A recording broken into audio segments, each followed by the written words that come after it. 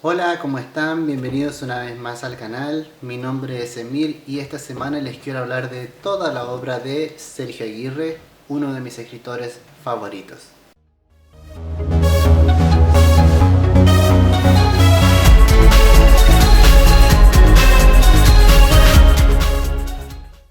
Bueno, les cuento que Sergio Aguirre es un escritor argentino, cordobés, que además también es psicólogo. Hasta la fecha escribió 5 libros, 3 de ellos están orientados, digamos, a un público juvenil y los otros 2 son infantiles. En varios países de acá de Latinoamérica estos libros forman parte del currículum obligatorio, así que se lo lee en las escuelas y también se lo lee en los colegios. Y en todas sus historias, en todos sus libros, hay un elemento, digamos, de terror, de suspenso, que tiene su punto máximo al final, en un giro al final, en una revelación al final, en el impacto del final. Yo ya he leído toda su bibliografía, pero la volví a leer, a los 5 libros los volví a leer este año para tenerlos frescos y traerles una reseña de cada uno de ellos, así que bueno, ahora voy a empezar a hablarles de cada uno. Sergio publica su primer novela en el 99, hace más de 20 años, y es La venganza de la vaca. Fue publicada por la editorial Norma porque ganó el concurso de la editorial en ese momento, que buscaban una novela juvenil que no tenga más de 80 páginas, y bueno, el autor envió su propuesta y ganó, y así fue que publicó su primera novela. Esta es la portada de la primera edición, más adelante salió otra con esta portada, y bueno, es una novela orientada a un público juvenil, ¿no? Y va sobre un grupo de adolescentes que van a pasar un fin de semana a una casa en el campo, una casa de la familia de uno de los miembros de ese grupo. Y estando en esa casa en la primera noche, así como esas conversaciones de noche, conversaciones en ronda, uno de ellos cuenta una anécdota bastante perturbadora que le sucedió con una vaca, vacas en general.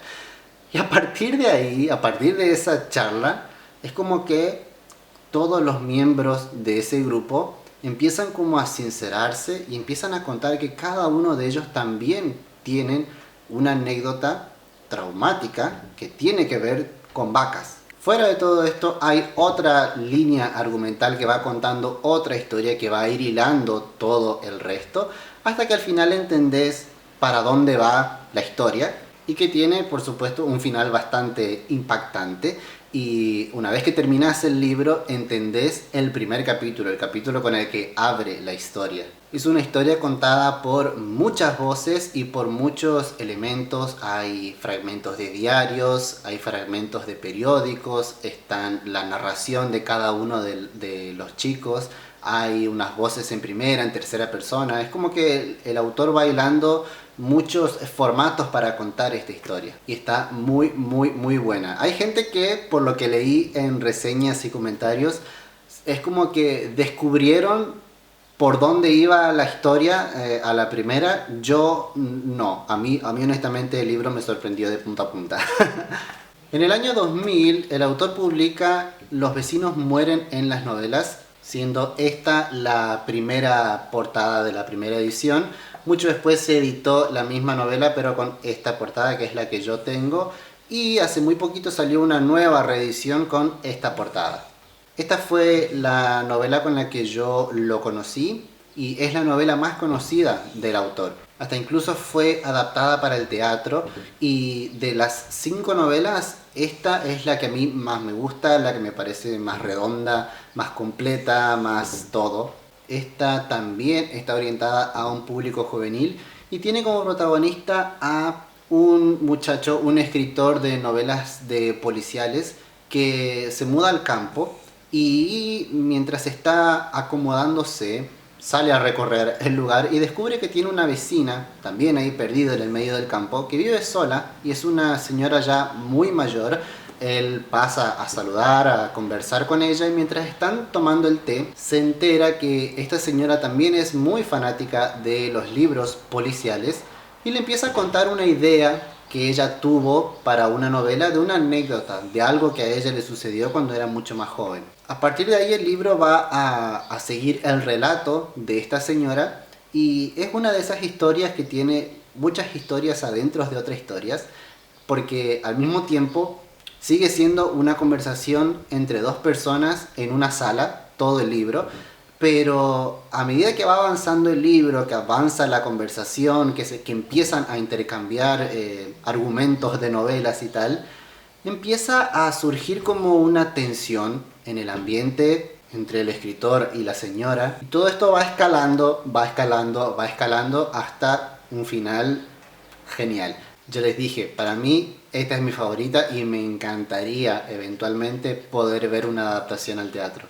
En el 2004 sale la tercera novela, que es El misterio de Crantock, con esta portada. Más adelante en una nueva reedición la publican con esta portada, que es básicamente parecida.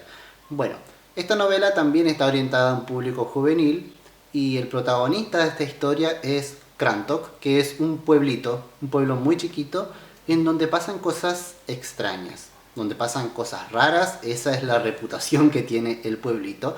Y al principio del libro nos lo cuentan, te dicen, mira, Crantock es un pueblo en el que pasan cosas raras. Y acá en esta historia te vamos a contar qué es lo que sucedió hasta el último día, hasta el día donde el pueblo es destruido, o por lo menos te dan a entender eso, que te van a contar la historia del pueblo hasta sus últimos días.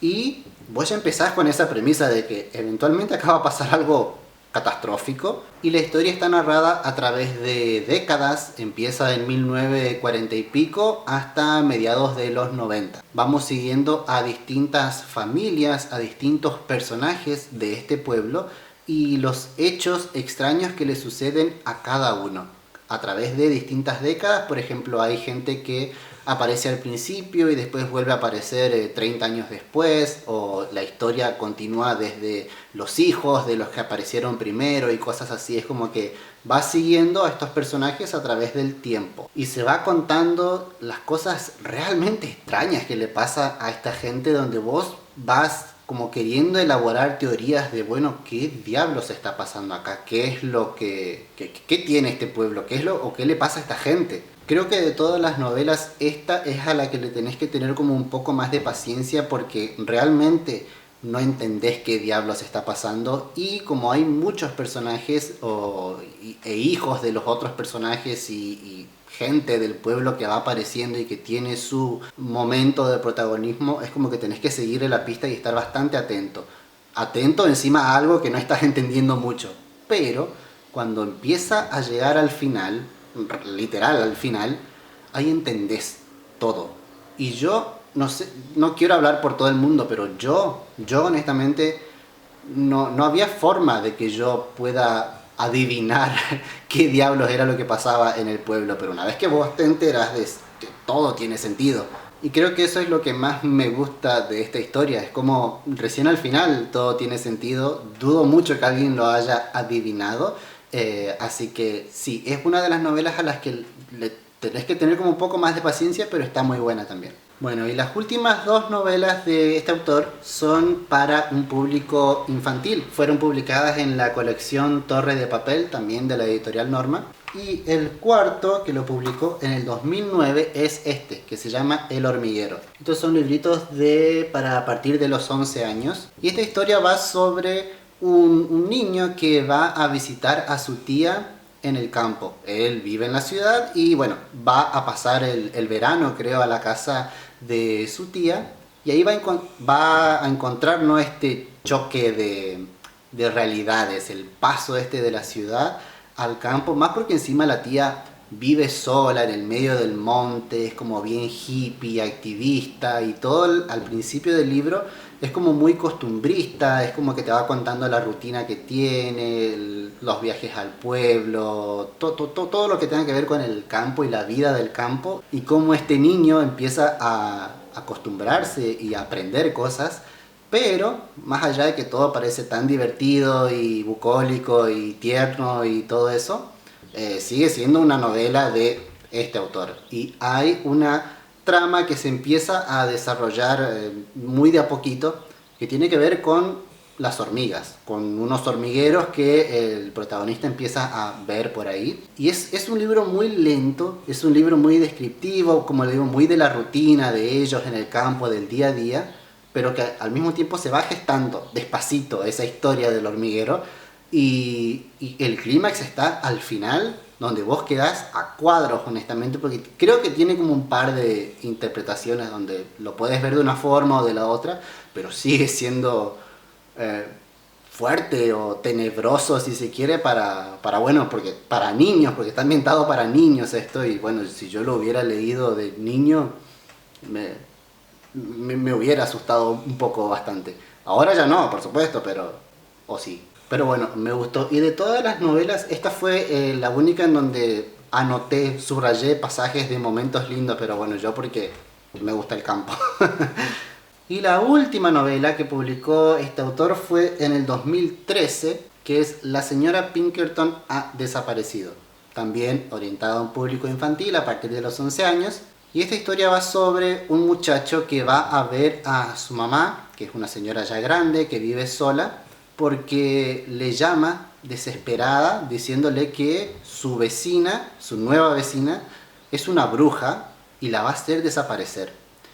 El muchacho, el hijo, por supuesto, va a verla, la encuentra así como en un estado de ansiedad total y se preocupa, por supuesto, porque dice, por Dios, ¿qué le está pasando a mi madre? Se está volviendo loca, ¿qué es lo que tiene? Pero la señora dice que ella no está loca, que ella sabe que su vecina es una bruja y la va a hacer desaparecer y tiene una historia para corroborarlo. Entonces este libro va sobre el relato de esta señora tratando de contarnos por qué ella cree que su vecina es una bruja y por qué esta fijación con que va a hacer desaparecerla. De todos los libros, este es el único que viene con algunas ilustraciones. Y es un libro simpático, muy bonito, muy con este ritmo y con estas guiños, digamos, muy de persona grande que te está contando un cuento y que vos no sabés si creerle o no, si te está tomando el pelo o no. Hasta que, por supuesto, llegamos a el clímax de la historia que está en el final, que vos decís, wow, está muy bien hecho. No es algo que vos te lo ves venir para nada, pero impacta el momento. Pero me gustó mucho y siento que de haberlo leído de niño, este sí hubiera sido uno de esos libros que lo hubiera releído muchísimas veces. Y bueno, esos son los 5 libros que hasta ahora tiene publicado el autor. Estuve leyendo varias entrevistas que dio en portales de noticias y tal, y hay una que creo que es una nota que le hicieron el año pasado o antepasado, no recuerdo muy bien, en donde dice que aparentemente tiene una novela publicada para que salga este año y que se llamaría La más callada de la clase. Pero bueno, no sé si esto fue una nota que se hizo pre-pandemia o lo que sea. Yo hasta ahora todavía no escuché nada, todavía no vi nada. Pero en el 2013 fue la última vez que publicó algo este señor y es como que ya se le está extrañando. Así que bueno, tenemos 3 novelas pseudo juveniles y 2 infantiles que independientemente de la edad que tengan lo van a disfrutar igual, pero bueno, si quieren regalarle algo a sus niños o a sus sobrinos o a los que sea, o si quieren leerlos ustedes también, que vamos, que yo los leí, los releí y sé que eventualmente los voy a volver a leer porque me divierto mucho, más allá de que ya sé qué es lo que va a pasar, sé cuáles son los giros y tal. Me gusta cómo están escritos a nivel estructura, a nivel diálogo, a nivel todo, cómo están planeados, cómo están ejecutados. Así que bueno, les dejo la sugerencia, les dejo la invitación. Ustedes cuéntenme si ya lo leyeron, si lo van a leer, a cuál le tienen más ganas, si ya los leyeron, cuál le gustó más, cuál le gustó menos. Charlemos de todo acá en los comentarios, los estoy leyendo. Y bueno, esto fue todo por el video de esta semana. Nos vemos la semana que viene en otro video. Chao.